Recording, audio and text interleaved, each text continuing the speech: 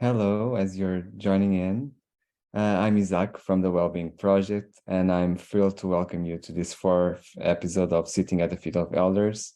Besides our incredible hosts that you already know, Sharon Salzberg and Reggie Hubbard, our guest for today is Chris Underhill, a social entrepreneur and a professional mentor.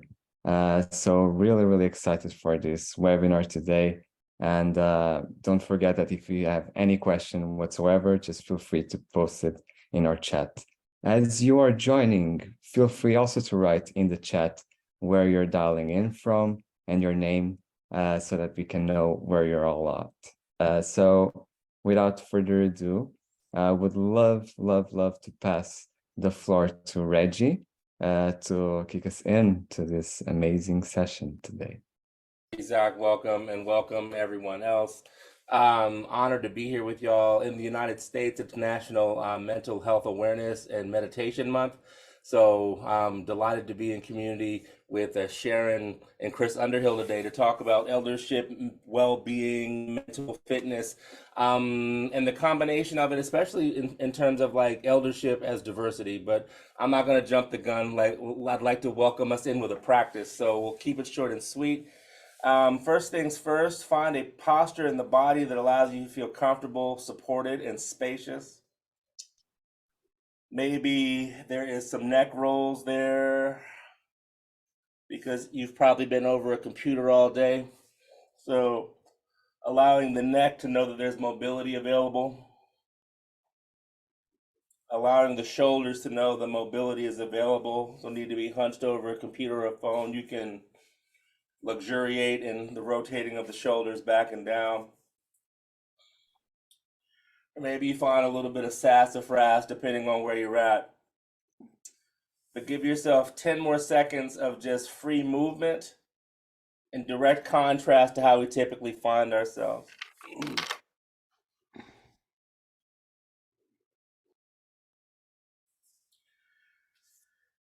Then come to some level of stillness, maybe soften or close the eyes, whichever is most comfortable for you. Feel the feet on the ground and or the body in the seat. And rather than feel gravity as something that is a burden, feel it as an embrace of the earth embracing you unto herself. And as you feel that grounded connection to the earth, begin to feel into the connection that we share. Not only as human beings, but as individuals that believe in well-being, believe in community, and believe in doing the right thing for all.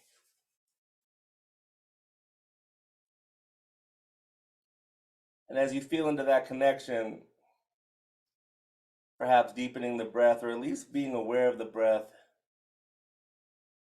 and the gift that it is.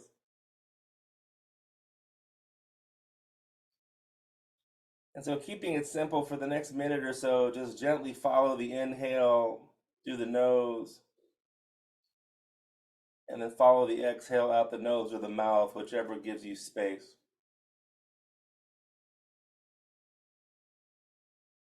Just presencing ourselves with one another, presencing ourselves with ourselves in preparation for a lovely discussion.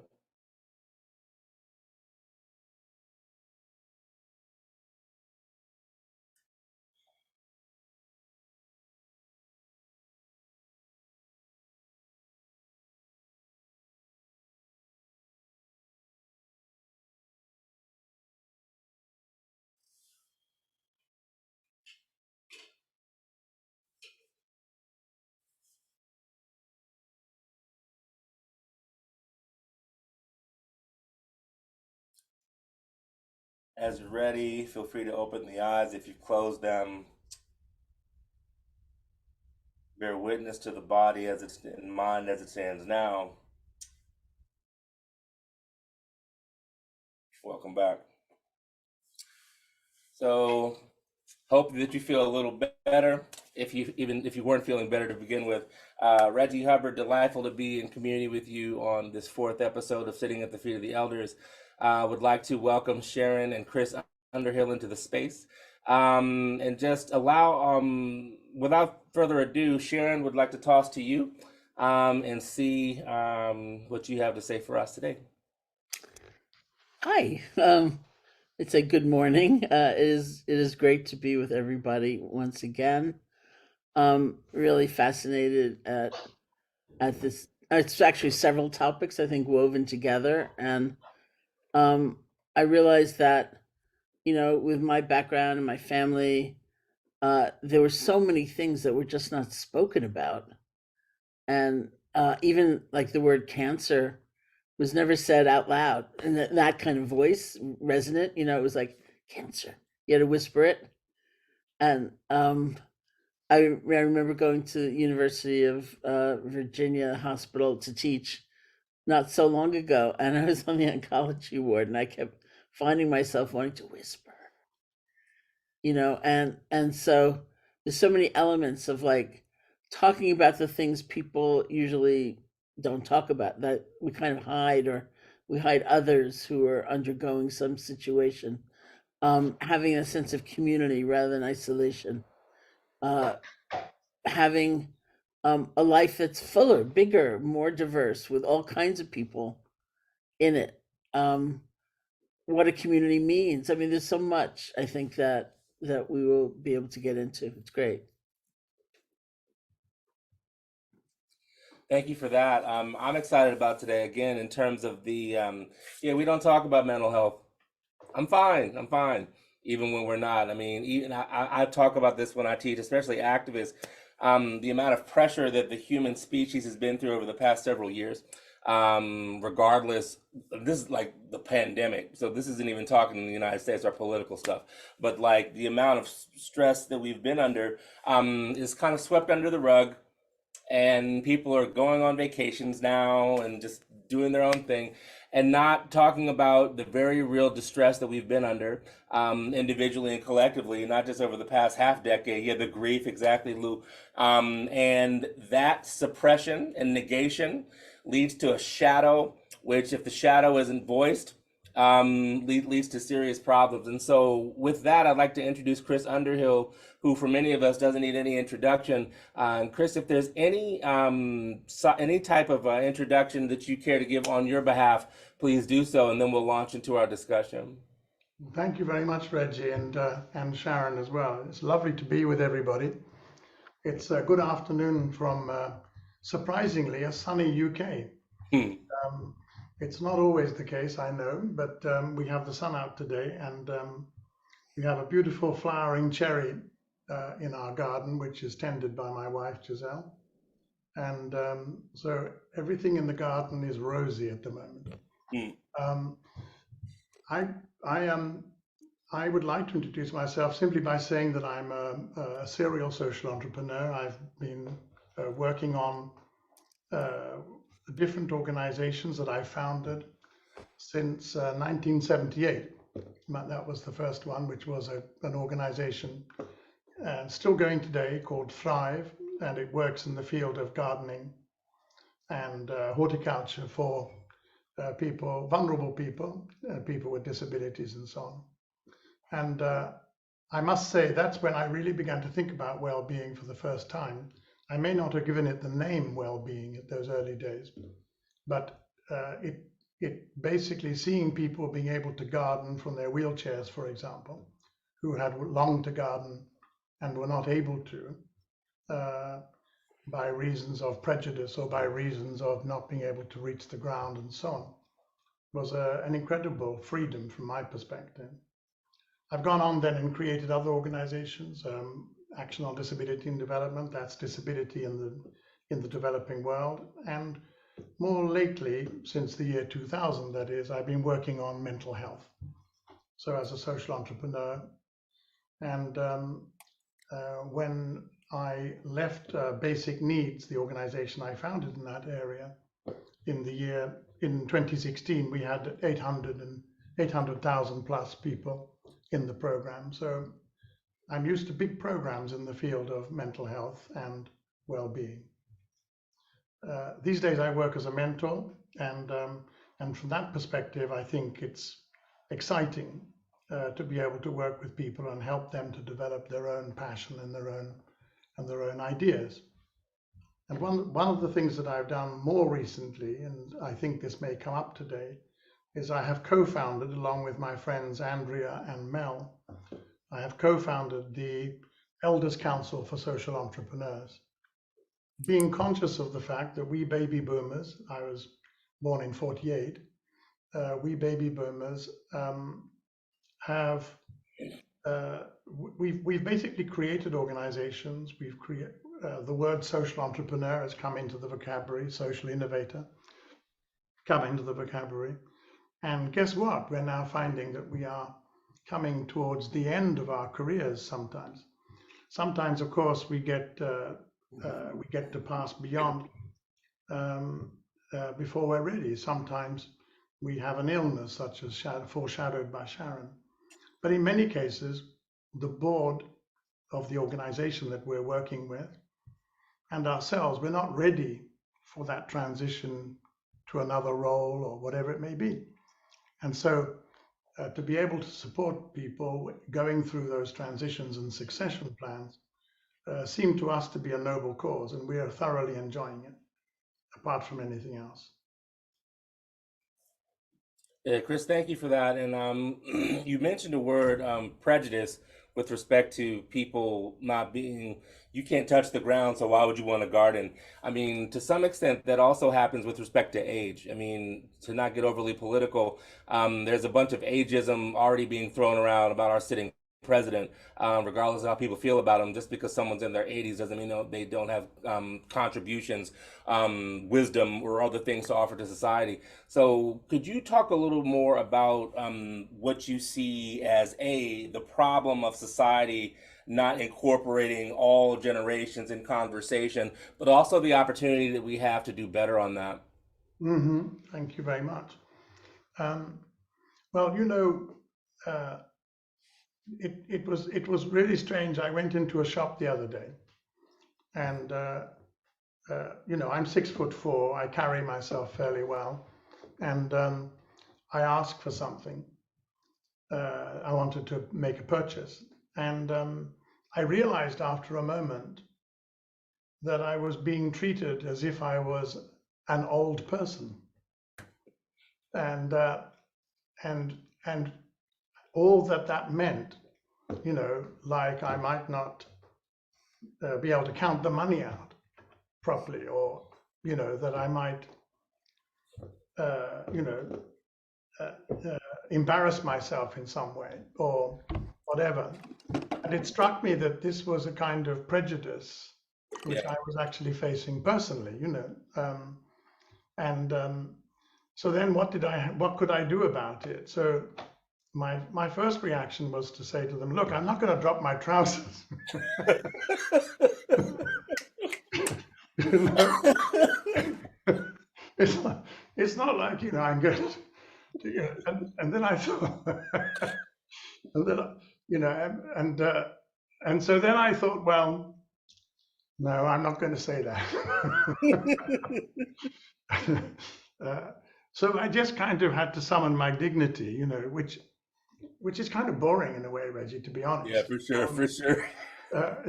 You know, I don't say that with any great pride.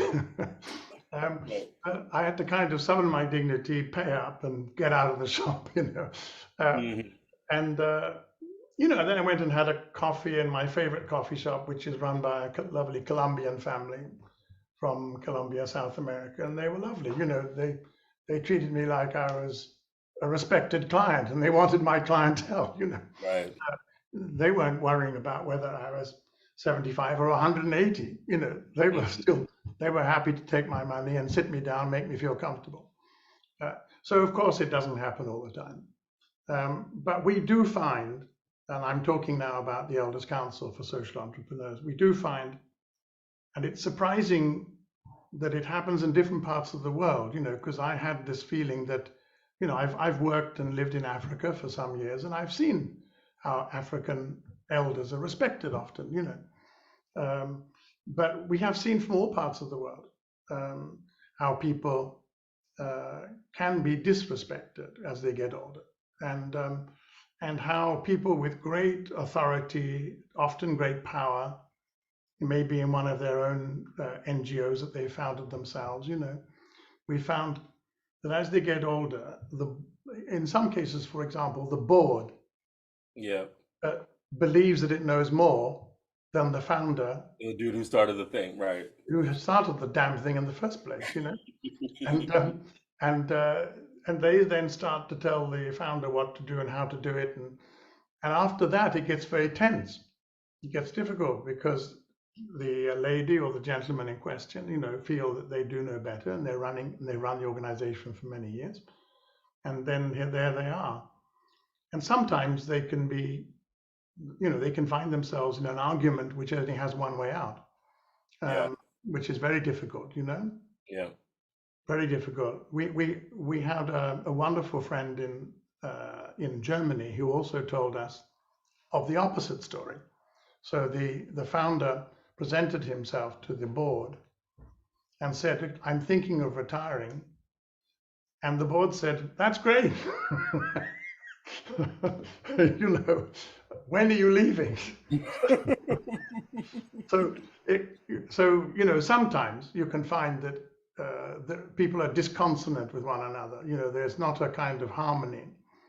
And so working out how best to do that and so on is very important, I think. So that's, I had one final story to tell you, Reggie, which is nice, which is we have a wonderful friend to the organization, to the Elders Council for Social Entrepreneurs, and she's in northern Nigeria, and she runs this incredible organization, and she's, she's getting on. She's not as old as me, of course, but she's fairly old. Mm-hmm. And I said to her, "What are you going to do when you retire? Because the whole question of financing your old age is also important, right?" Right. And she said, "I've started a trucking company." And I said, "Oh my God, what sort of things?" I was imagining like a little van or something, Yeah. These huge trucks going right across Nigeria, And so it does depend. It does depend so much. Thank you for the story, Sharon. Do you have any thoughts or questions? And we all before Sharon talks, if y'all have any questions or comments or whatever, please, we want to encourage your involvement throughout the program, right? So just like launch it into the chat or the Q&A function. We'll monitor it. But Sharon, thoughts, and Chris, thank you for the story. My pleasure. You're muted, friend. Sharon, we want to hear you. You muted yourself. So somebody put in the chat about Chris, best mentor ever. So do take advantage. I think it's a wonderful opportunity. And I am getting on in years myself, as I've said here several times. I think one of my big bugaboos is when I have to enter my year of birth online, and I have to scroll down for like an hour and a half.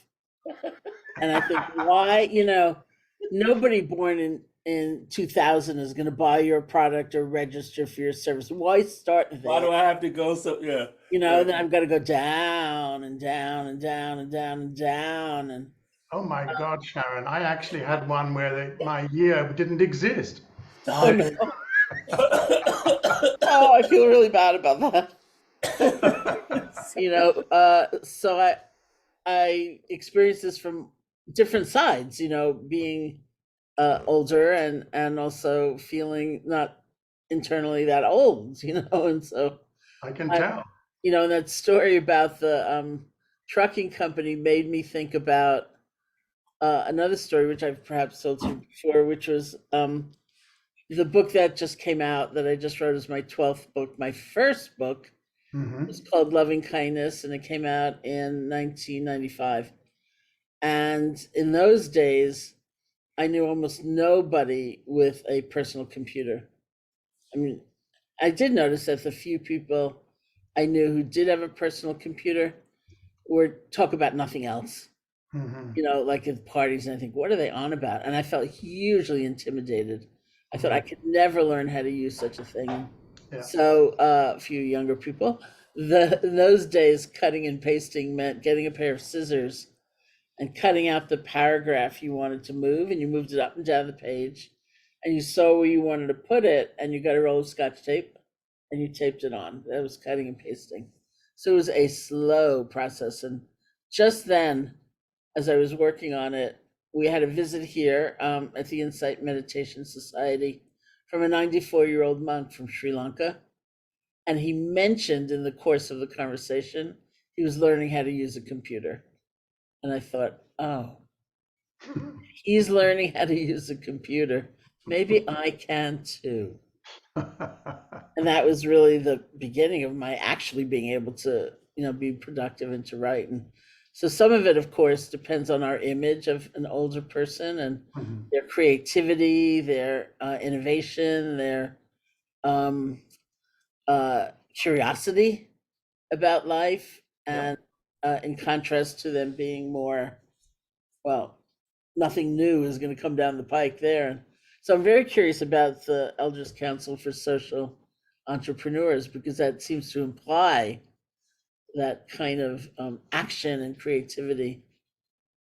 Absolutely. Yeah, you're right. It does imply that.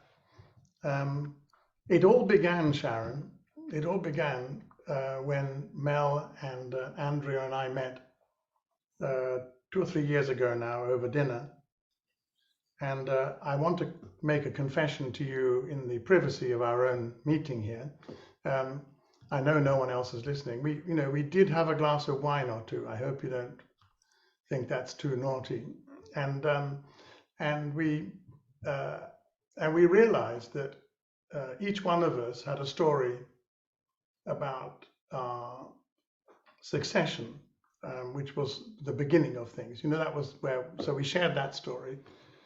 And then we had another glass, and then we realized that we knew people who also were having succession issues. And so we began to see that this was something that we could perhaps create. And all of us together, I mean, if you put all the different organizations that Mel has put together, particularly around homelessness, and that Andrea has put together, particularly around the last mile, in terms of medical, reaching medicines to people, usually using motorbikes, and then my work in mental health and so on. We realized that we knew people who had done this, and had these problems quite a lot. I think that was the first thing. So definitely we are now in the business of reaching out to people, and we're just negotiating at the moment with Catalyst 2030 to begin to see how we can mentor the boards of some of these organizations. So have group discussion essentially, so that we're talking to the boards, because often the board is the secret to unlocking either a secure and happy succession or not. And that's important. Some great solutions have occurred though, Sharon, which one or two I'd like to share. One is where the social entrepreneur, the founder, has become, what you might call the chief innovator, or the mentor in the organization, in a sense. And the chief executive is then hired, brought in, sometimes from outside the organization, sometimes from within, and then they have a relationship which is feasible and possible. But it does require for the old person also to use their head to be intelligent about these things. Obviously, if they're going to go around saying, we've tried that, it doesn't work, and if they're going to go around saying that, then it's just going to be difficult for everybody. And so there is an archetype of the old person being a difficult person. And I think that is something that we as old people have to also work on. We have things to work on too. And so if we can be the person who encourages, if we can be the person who can encourage and enthuse and support and offer wisdom when it's asked for, not when we think it's needed, then I think it can be really helpful. And sometimes the appropriate and supportive silence of an elder is just as important as anything else. And I'm sure that both you and Reggie in your own practices value silence as much as I do in this context. I love the way that you mentioned appropriate and supportive silence. I mean, because one of the things that even and we talked about this throughout the series, but even in our prep call a couple of days ago, in certain worlds, I'm an elder, especially political campaigns, and those sorts of things. And more often than not, no one wants to hear you need to do it this way because in 2004, no, nobody cares about that. 2004, like that was a million years ago. But like when you're just there with an open heart and open ears, and then people will be like, "Hey, what do you think about this?" Then you can offer in any circumstance, and that silent support I think is often underappreciated. And I just want to like harken back a little bit to earlier in our conversation when we were talking about scrolling through the thing and finding your date or maybe not finding it or whatever.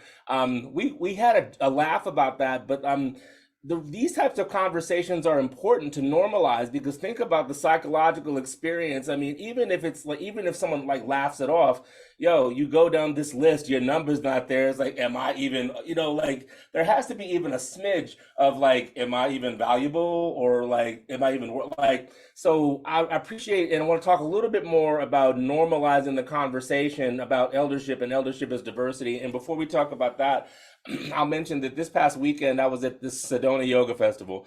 For those of you who are not in the United States, let's just say Sedona is not terribly diverse, right? And so, like, by virtue of me being huge, brown, hair everywhere, I was not the norm. But let me tell you something, me being not the norm allowed people through my teaching practice to have an altogether different experience, right? And so you all have seen like my millions of bowls back here.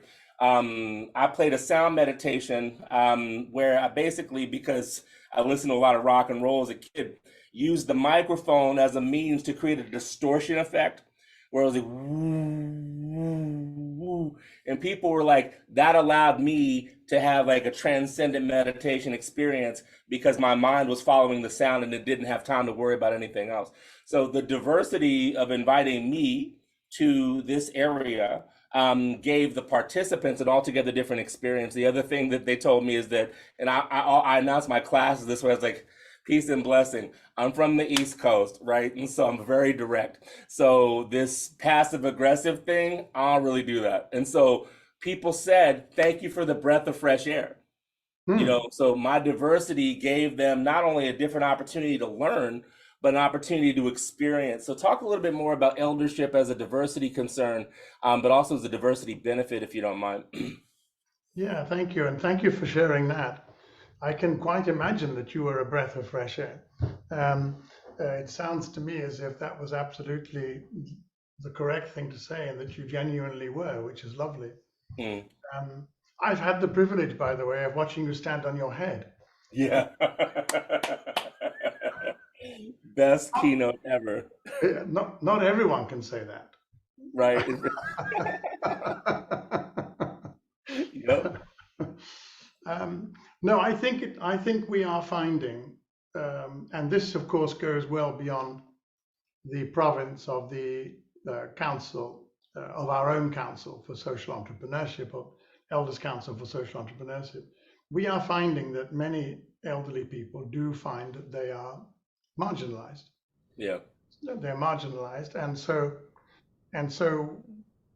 we are, as Sharon put it very well a few minutes ago, we're a very active part of the community who strongly feel that that older people, that elders should be included in the community, in society, and therefore we are beginning to strike out for a diversity message, and it's not the first time that it's happened, in the United States, you had a wonderful grouping, which may still exist today, I don't know, called the Grey Panthers.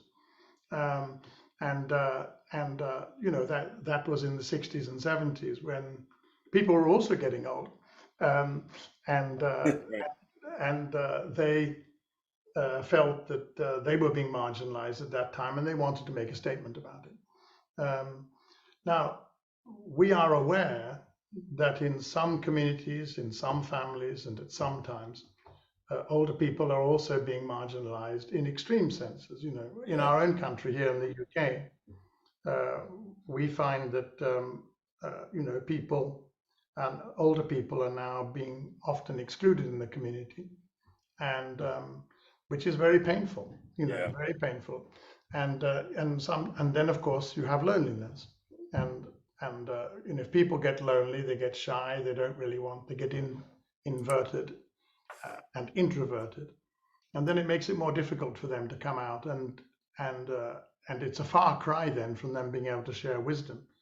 It's actually that they can't share anything. They can't share community at that point. And so I think there is a very important point to make here, which is significant. It's sometimes affected by economy. So, you know, I was talking with an old gentleman in Ghana about 10 years ago in Accra, and he said to me, I said to him, "Why are you on the street? You know, why are you?" He was, in quotes, homeless. And I said, "Why are you homeless?" And he said, "Well, I'm not homeless in the sense that I don't have a home. It's just that I can't go to it."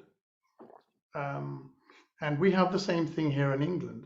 You know, some people feel that they can't, as it were, be part of the main family structure for one reason or another, usually economic, sometimes social. And so it becomes then a question of trying to support the individuals who are being affected. And so there are a number of issues around this which kind of add up to the word diversity. And I think it's an important question for us, and we need to be able to bring this into the conversation when we are talking about diversity more generally. Right.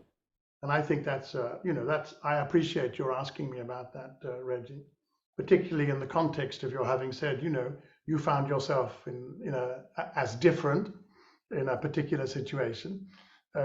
You are a strong personality and with plenty of confidence. So of course you are able to manage that and make it part of the teaching. Yeah. Sometimes older people are weak, you know, physically weak. And so then it's more difficult for them to assert themselves in that way.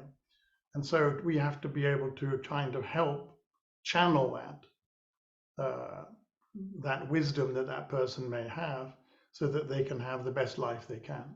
So I think that's also an important feature of diversity. I love that. And I just want to lift up something that Lou said in the chat about that society even deems like your prime years. Like, why can't you have multiple primes? Like, you know, for me, my 20s were the prime of like my traditional life experience. My 30s were the prime of like the dark night of the soul.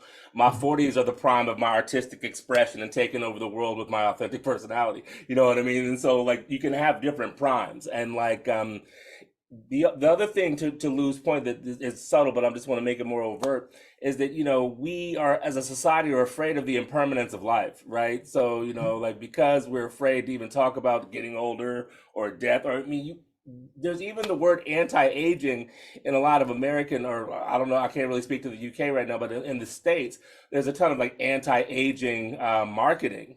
Oh, Huh? Anti-aging, like what is, like that's not even kind, compassionate, and if something's up to the point of cynicism, anti-aging is the cynicism in big pharma culture that Lou talked about. If you're anti-aging, then that means that you don't necessarily see a space for it of having benefit.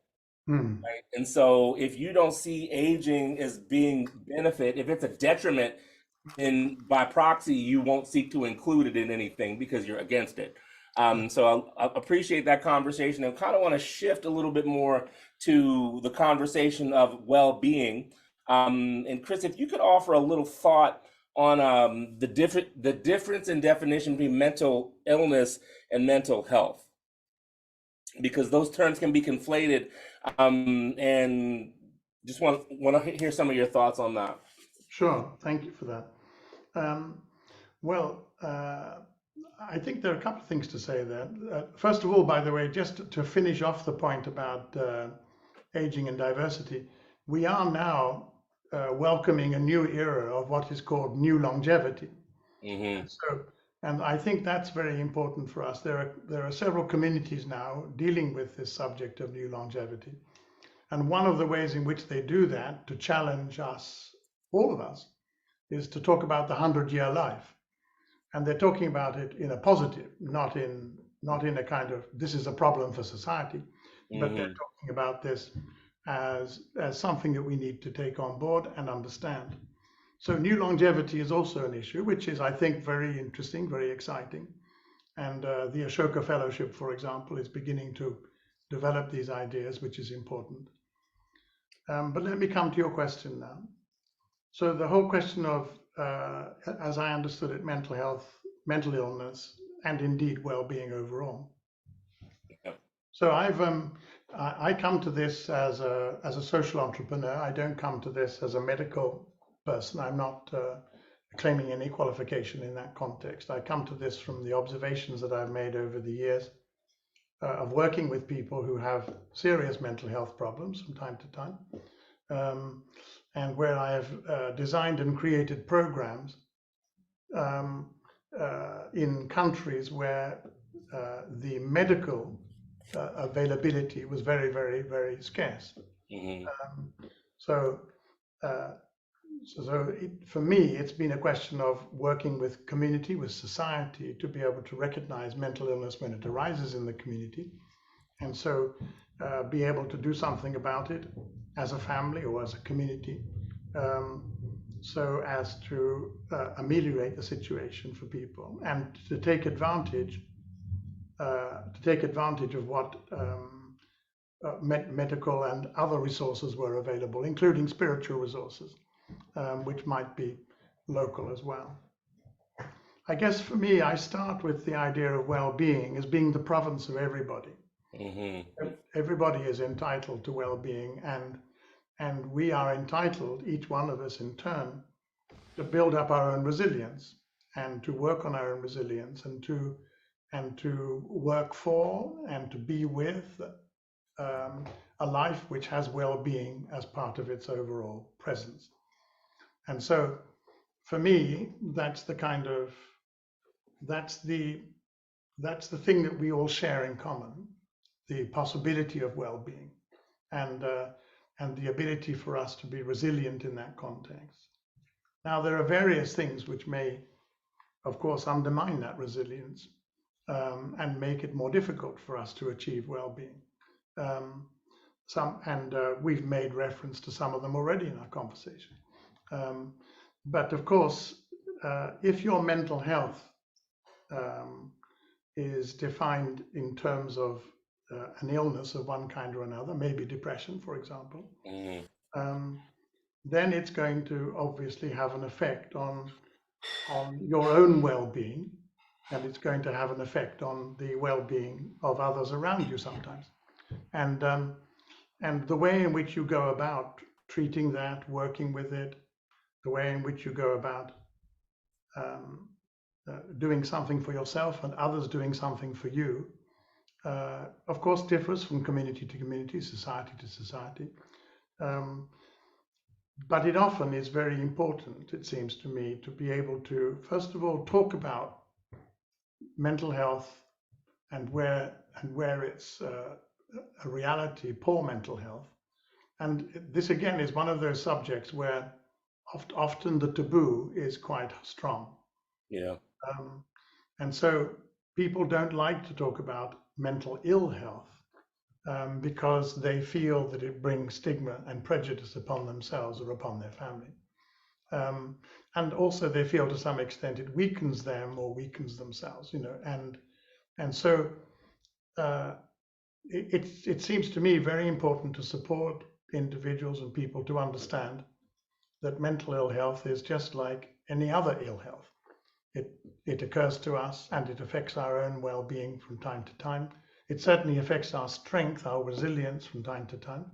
And that doesn't mean to say that we can't do something about it, And so being able to be in a position, and it's been a very privileged position for me to be able to run whole programs and whole organizations where we were able to support large communities and continue to support them to this day.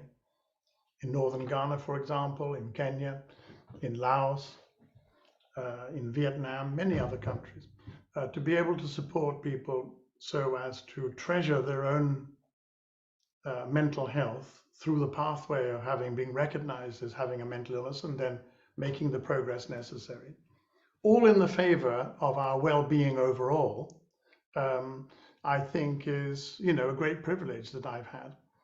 And no one should be excluded. So it's not a question of excluding a psychiatrist somewhere on the line, or it's not a question of excluding a healer. Some healers do absolutely wonderful work in this respect. And it's also a question of task shifting. In other words, if there are people who are in the community, volunteers, community health volunteers, for example, who can be trained to recognize the beginnings of the incipient onset of mental ill health, and they can do something about it, helping to refer and so on and so forth, helping the family to understand it and not to kick the person out and not to be prejudiced about it. That all is strength building. That's all about building us, our communities and our societies, so as to be able to come to terms with what many years ago, or even a few years ago, was considered to be something where you didn't talk about it. You didn't talk about it at all.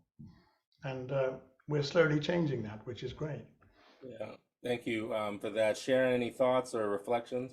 Yeah, I want to go back for a moment to the previous discussion because it links in my mind to something here. Because I had a big computer blip. I don't know if anybody else did in the middle of that, and you all froze and then disappeared and then came back, but I lost the chat. And it reminded me of the cartoon that people are sending me. A lot of people are sending me where a man, I presume a dad, is feeding a child, an infant, with a spoon, and the caption says something like, "As soon as you get turned on to solid foods, I need some help with my computer."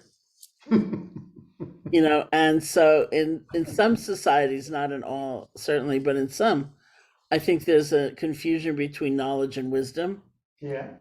And I think about my own background in the Buddhist tradition, where for the first 300 years or so after the time of the Buddha, nothing was written down. Everything was an oral transmission.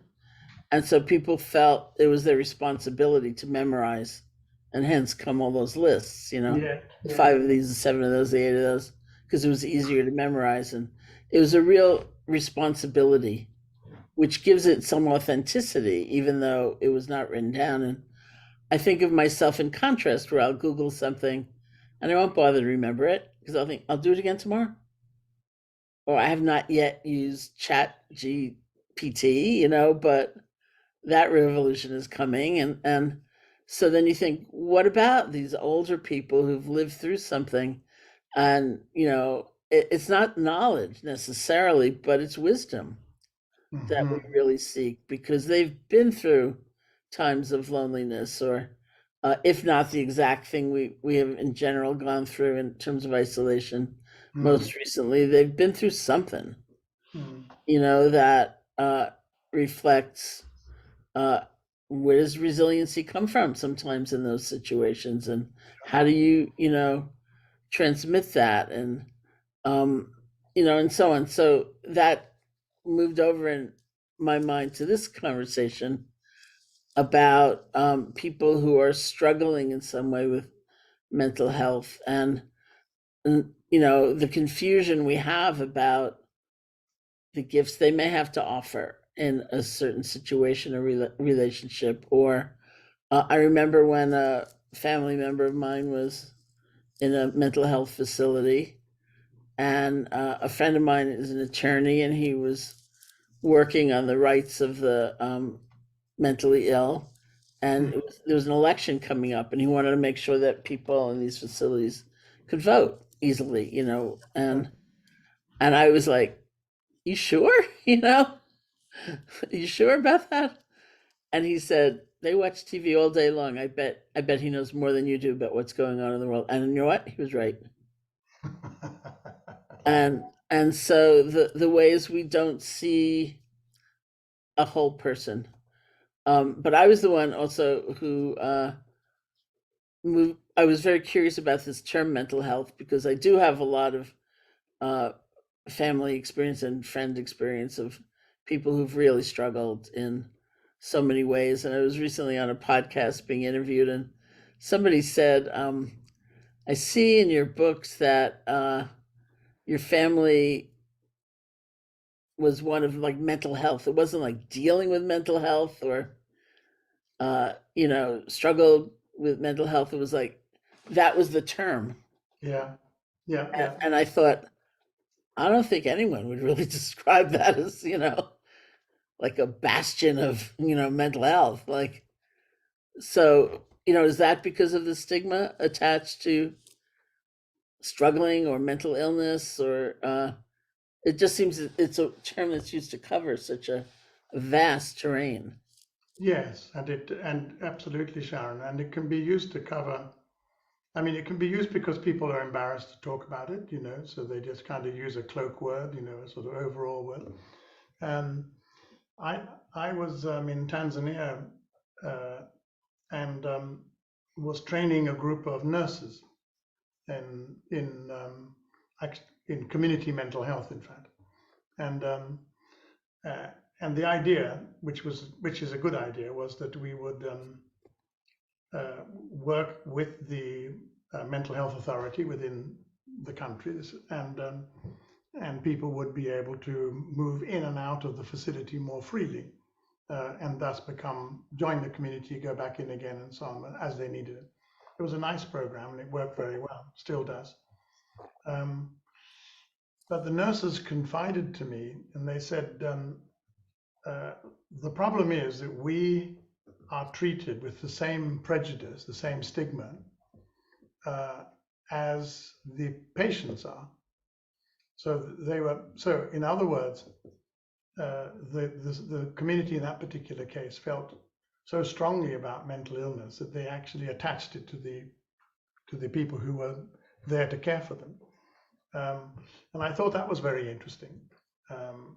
And so when we then started to talk about the wisdom of people who are not particularly elderly necessarily, that's a different story, but people who were so-called had mental illness, they said, one gentleman, a nurse, said to me, "You have no idea, Chris, about the insights that we receive from time to time from people who have suffered seriously with their own mental health problems and have learned and thought about it, and you've no idea what it is that they could pass on." And so they're right there in the complex management of our whole conversation in relation to well-being on the one hand and to this example on the other. Right there, you see how the two things can be held, as it were, one in one hand and one in the other hand.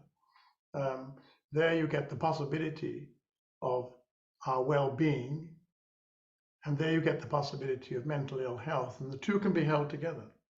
And we then have to be able to mitigate and migrate between the two in such a way as to be able to, in the end, understand that everybody is entitled to well-being.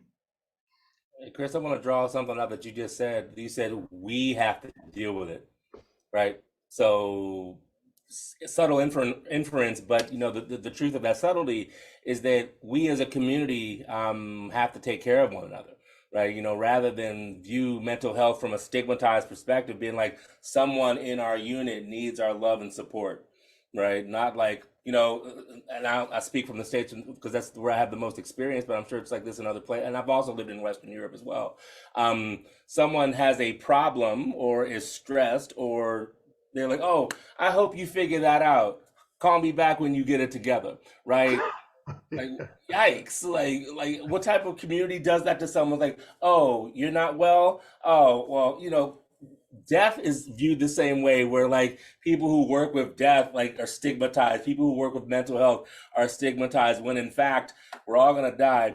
and we've all been through something that has like taxed our mental health and well-being. I like to refer to mental health in terms of the work I do as mental fitness, right? Meaning that there are practices that you can do to support your mental health and well-being, and there are also times when it's compromised, and normalizing the conversation about this is essential, not just for you as an individual, but so the collective knows. And in some of my leadership roles, I'll be like, y'all, I started meditating to keep my head right. I was going through some things. Like I was about to curse out my boss. I was like, oh, like I was really going through it, had a lot of psychological distress.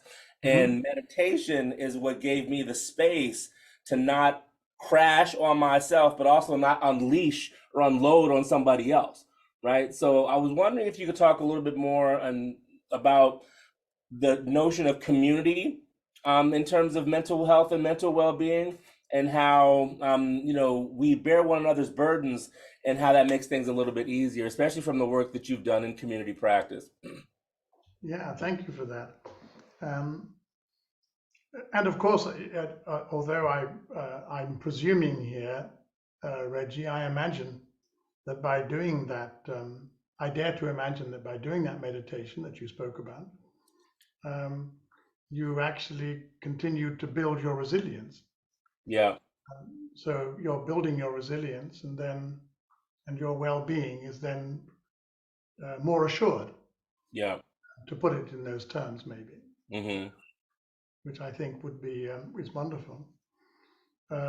Coming back to community mental health, I've worked for many years, many years, as a community development worker of one kind or another, working with people with disabilities, for example.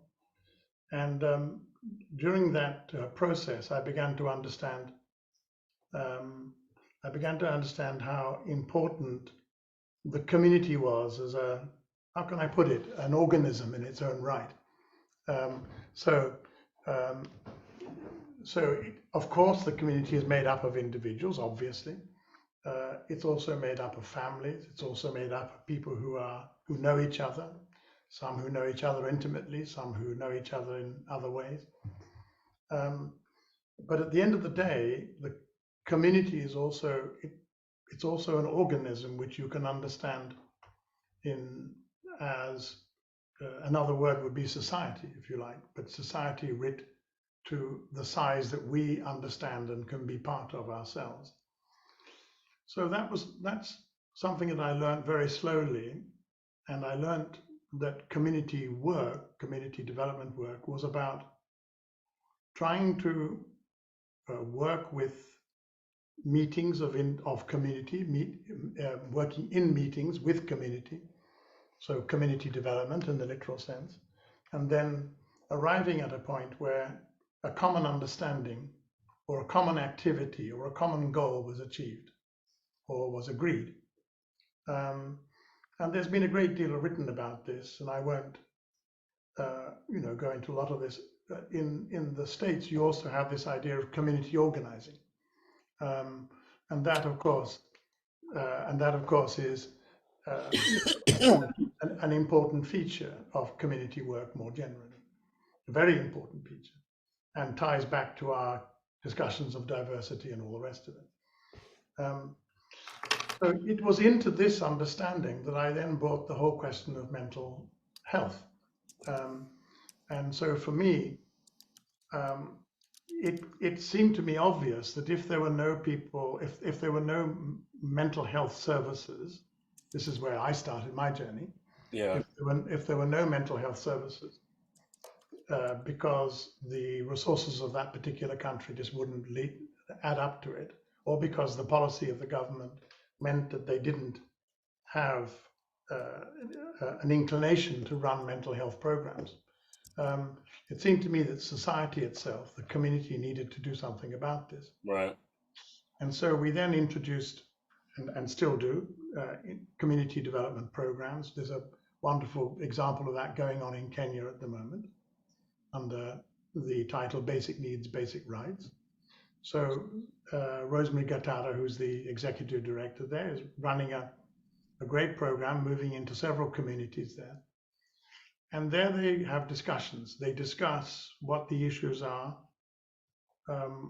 to the point that we made earlier, what prejudice those people are facing, what their needs are, and whether they need medical treatment or whether they need spiritual treatment of some kind. And then most interestingly, I think, what their economic situation is, because quite often there's a relationship. Again, if we go to this idea of holding two things at once, there's a relationship on the one hand between the economy of the individual and the family, and in that particular community on the one hand, and their health on the other, their physical and mental health. And once those discussions are had, then a great deal of progress can be made. And so I developed a model which was called the Model for Mental Health and Development. It's now called the Basic Needs Model. And it basically works with community so as to be able to get to a point where the community can make decisions about how individuals should be supported and how those individuals themselves should create a group of some kind so they can work together, and how then all of that together makes progress in the long term. So I'm a great believer that the community is a healing property in its own right. Absolutely. But yet, in order to be able to make that happen and to manage it, you have to approach the community with confidence, but a humility. Right. If you approach the community with arrogance, then why should they listen? Yeah, watch your project implode. Yeah, what's so great about you? But if you approach it with humility and drawing people's ideas in, as opposed to you telling them what you think, drawing people's ideas in, then you very often get to a highly productive, very progressive situation, which is beneficial to people who are unwell. Absolutely. Well, thank you for that. And y'all, we had talked about giving y'all some homework assignments, and I know Sharon may have some thoughts and questions as well, but one of the homework assignments I'd love to give off the top before I toss it to my delightful co-host is, if there is an elder in your life or work that you have honored or you have admired for quite some time and never told them, your homework assignment is to reach out and tell them thank you. Because Chris talked earlier about like people feeling as though they're isolated. Y'all have heard me say this before. I still have my grandma who will be 97 in October, and she talks we've had a bad month, right? We've had a lot of death in our family, and she has just thanked us for being there for her, right? And we're like, Grandma, of course we're there for you, But for her, when people she knows are passing and there's just all this mortality that's in her face, for her to know that we're there and that we got her back has given her peace in her later years, right? So my homework assignment to all y'all is to figure out an elder in your life or in your work.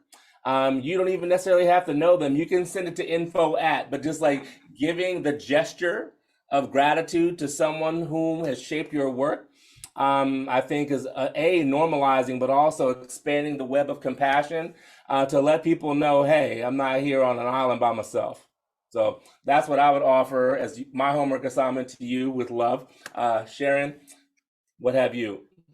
Well, actually, since I am an elder, I was thinking, I actually think of your grandmother, Reggie.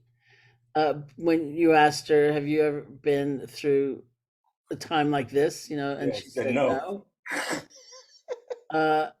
So I would say, that asking a question of an elder, it doesn't have to be that particular question, but I've been surprised so many times in my life by the kind of maybe radical past of somebody, that I thought was like, awfully grandmotherly or something like that.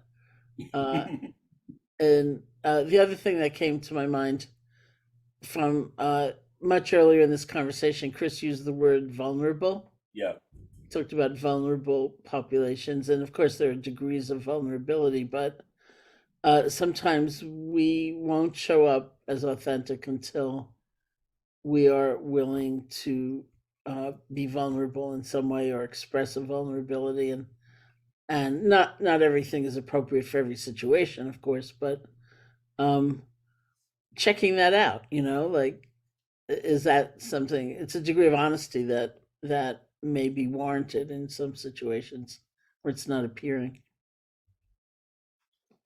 Chris, do you have any homework for folks before we wind down?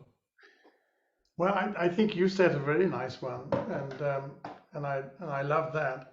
And I think another homework, or at least something that people should reflect on if they haven't already started, is the whole question of loving the whole person.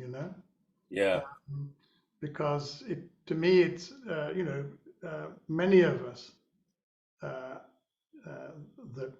possibly the majority of us, will have a mental health concern during our lifetime.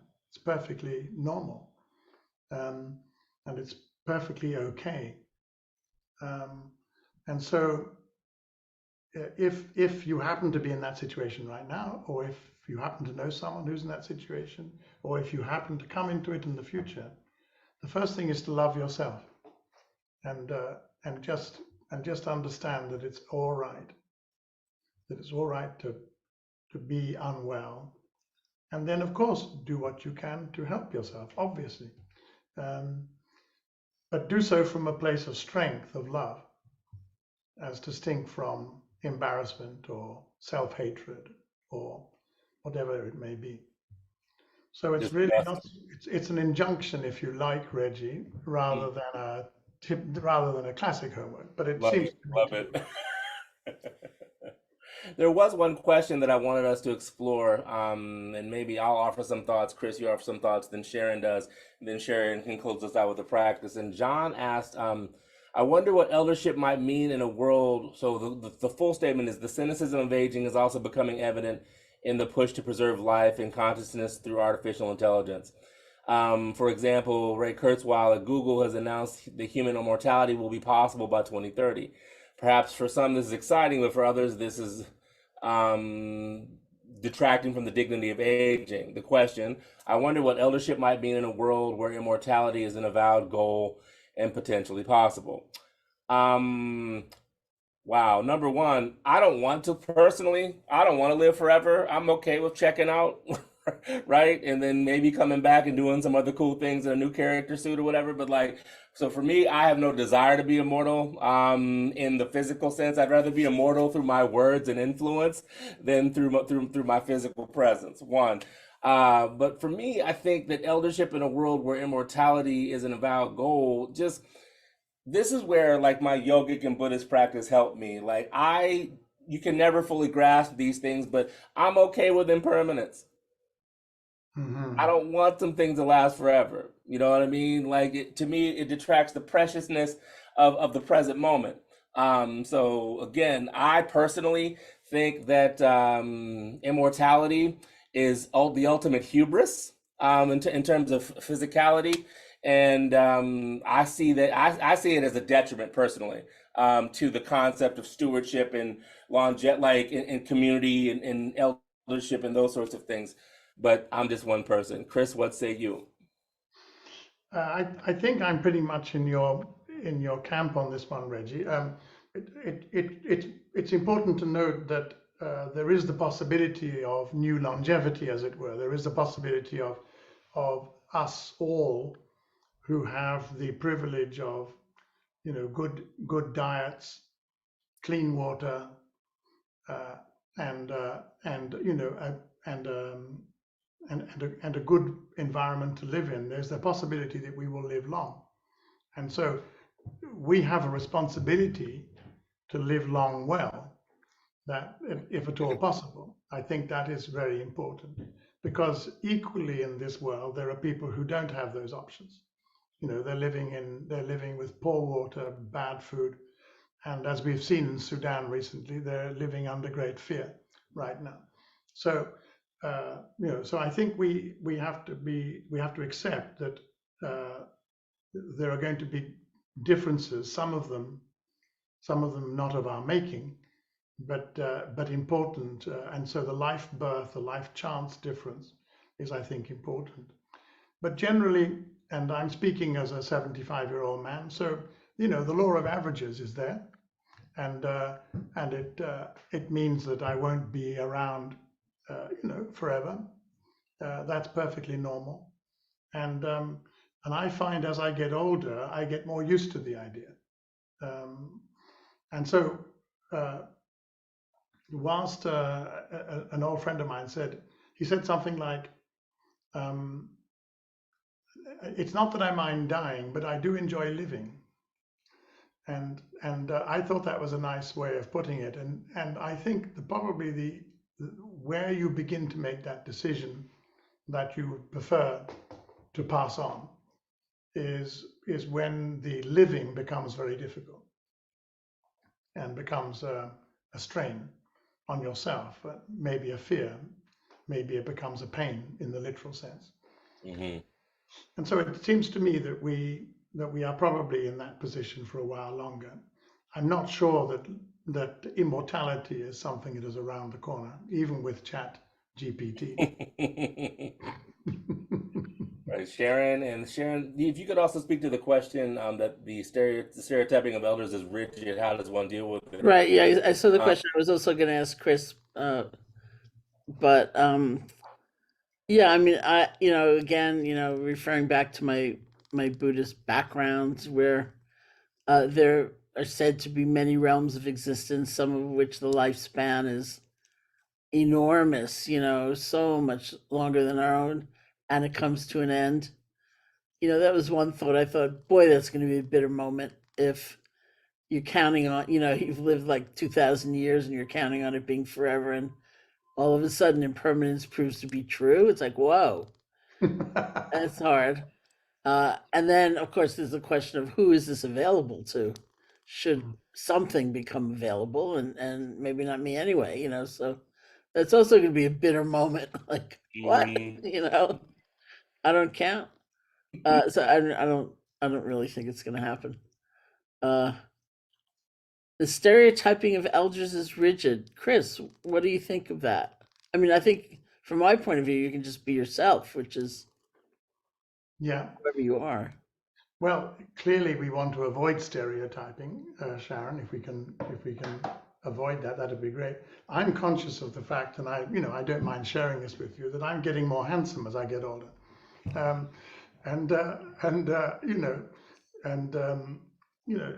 there's nothing you can say which is going to detract from that.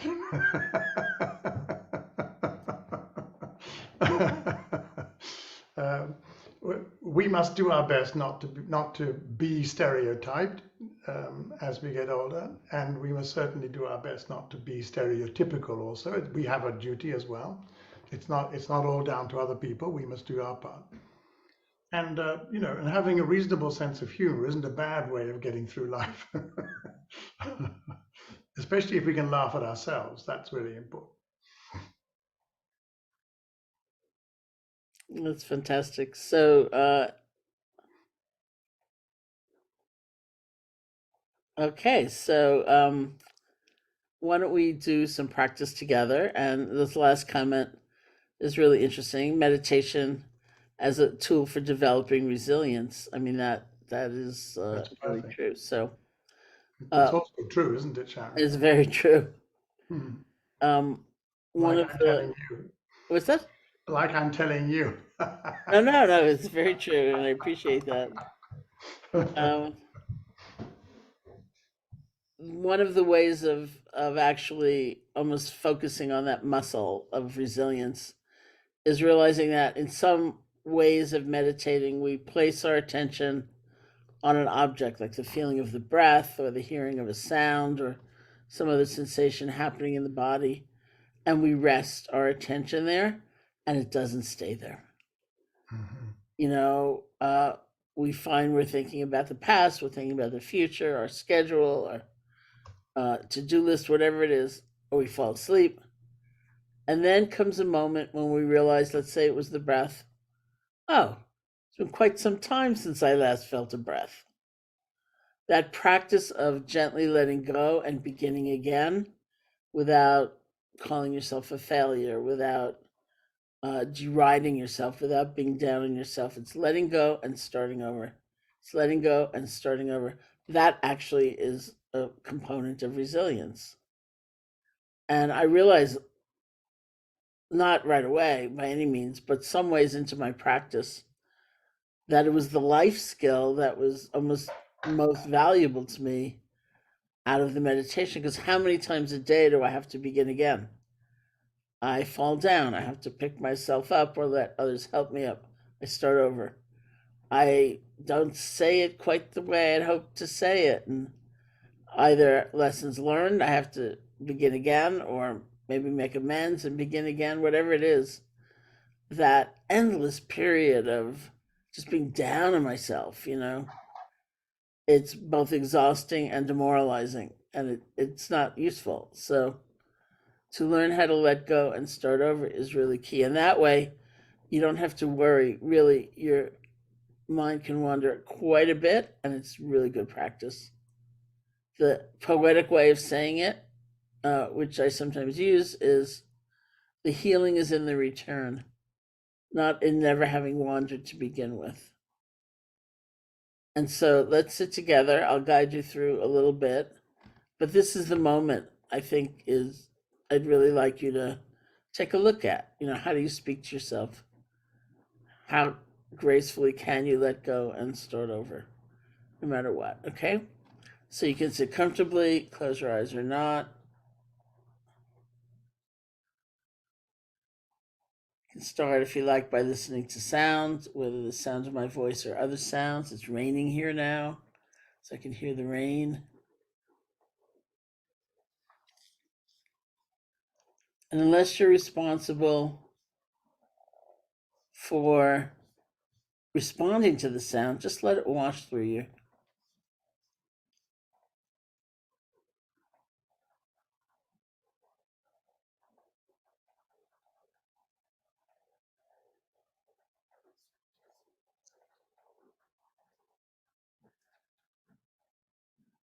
Bring your attention to the feeling of your body sitting, whatever sensations you discover.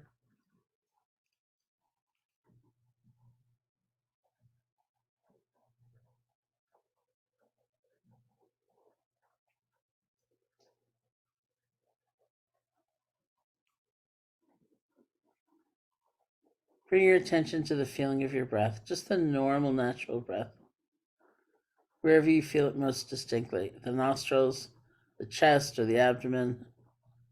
You find that place, bring your attention there, and just rest.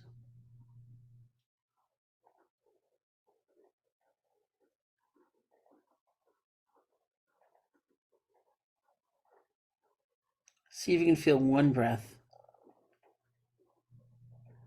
without concern for what's already gone by, without leaning forward for even the very next breath, just this one.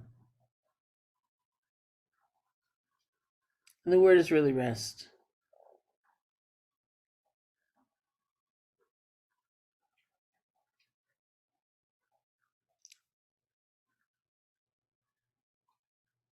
As images or sounds or emotions or sensations may arise, if they're not very strong, if you can stay connected to the feeling of the breath, just let them flow on by.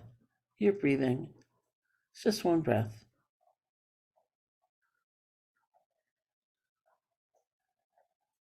But if they pull you away, you get lost in thought, spun out in a fantasy, or you fall asleep, truly don't worry about it.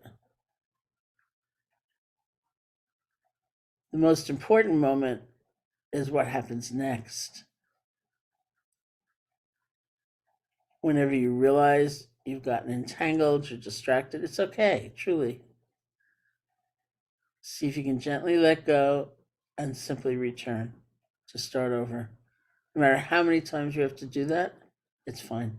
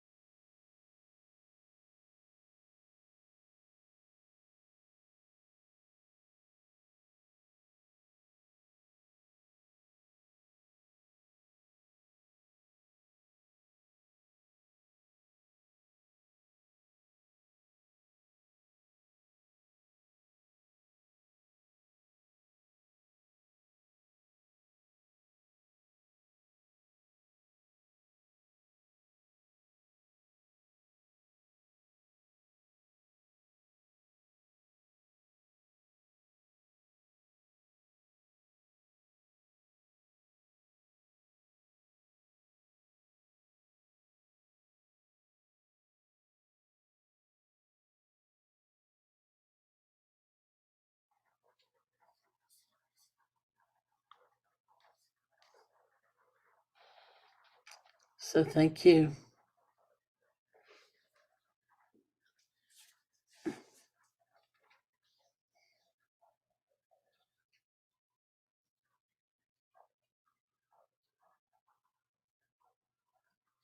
Isaac, you're up.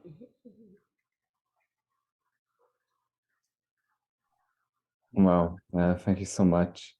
It's always difficult to return after these amazing and beautiful moments that ground us together. And well, this was such a great episode. We were transported from eldership and diversity, well-being, mental health and mental illness, but also community well-being, and even speaking about immortality and impermanence. So it was very, very nice. And I want to thank so much Sharon, Reggie, and Chris for taking us in this journey.